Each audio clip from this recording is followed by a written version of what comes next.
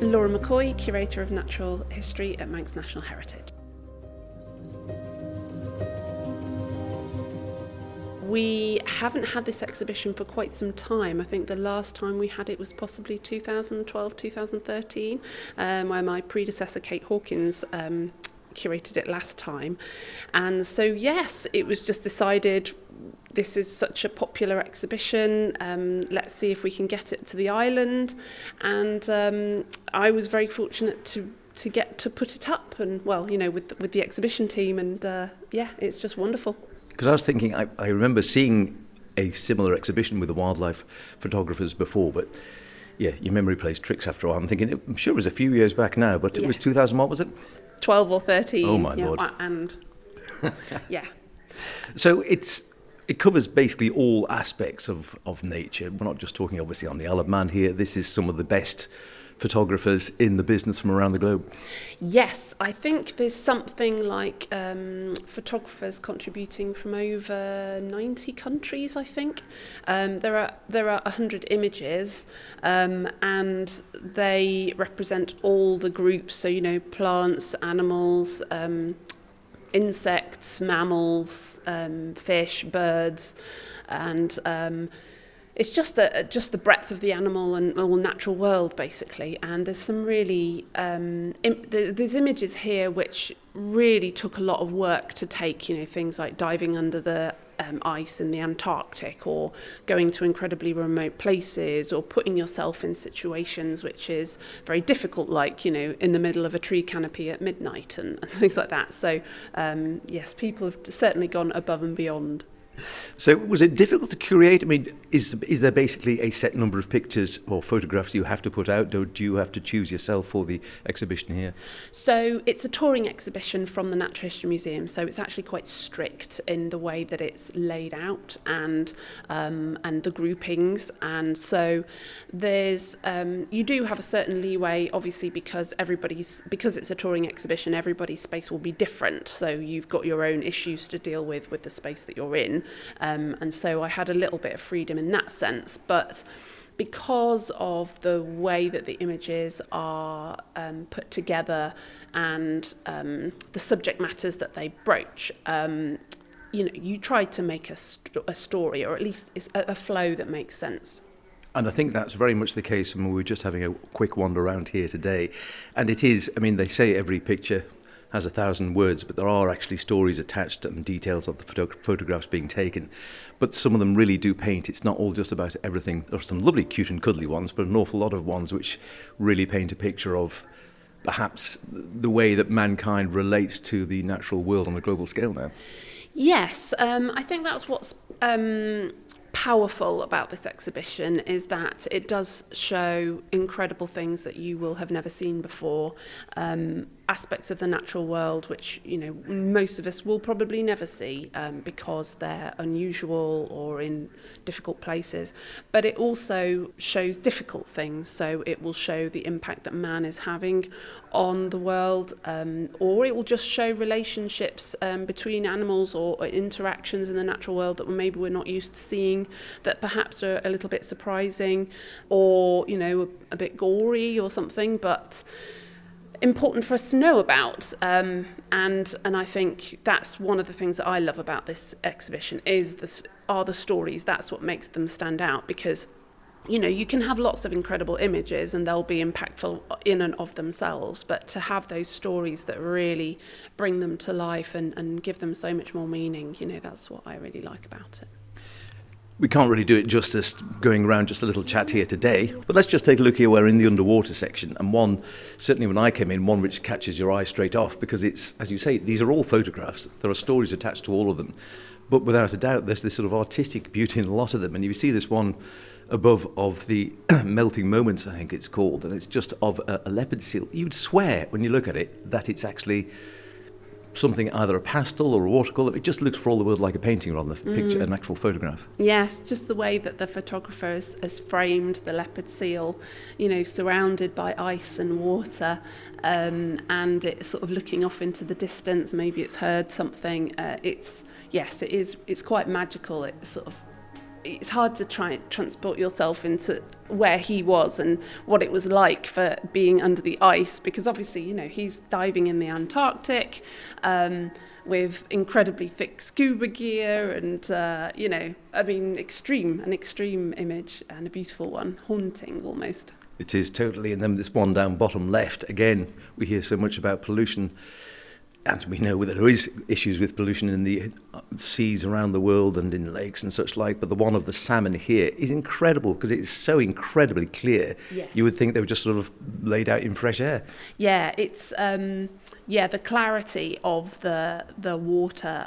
So the images of two salmon interacting, mating, but there's the reflection in the surface of the water above them, and it's so.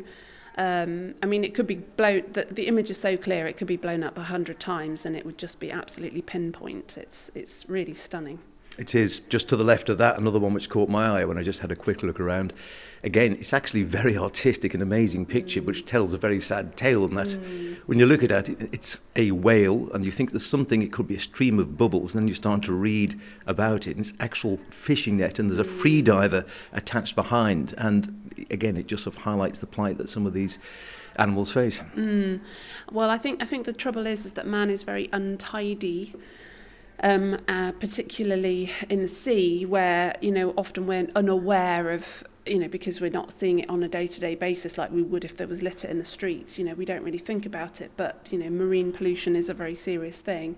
And this free diver has been battling to try and remove this netting from the mouth of this whale, and I think that they were under the water for quite some time, trying to do it and trying to breathe with the whale to kind of come up, and when it was coming up, and but it says in the description that they never managed to free the whale of the netting, which is obviously quite heartbreaking, because then you wonder about the future of that animal, because of course we see lots of videos online which are heartwarming, where people have managed to free the whale or the whale shark or something from that debris, and you think, oh great, but that's obviously the good ones.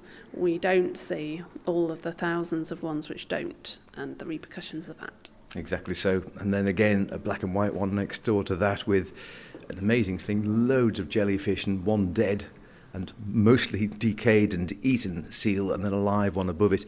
The one that caught my eye next to that as well just gives you this idea of, again, it comes back to how we live with nature, and we all know we go fishing, but it's just like hundreds and hundreds of, I think they're marlin laid out, really massive fish, and this is just in one tiny area, and this is like one day's catch. So there's a mixture, I think, of marlin and sailfish. I think it's also important to understand, because of the structure of the ecosystem in the sea.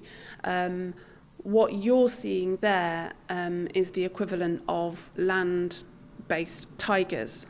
So if you saw tigers, thousands of tigers laid up, you'd perhaps have a bit more of an intuitive grasp of the impact of that death, because how widely spaced tigers are, and how many animals need to, and the health of an ecosystem to be able to support a tiger, because they are a top predator. And many of these fish, like, tuna, sailfish, marlin, they are predators. They need a very healthy sea to support a good population.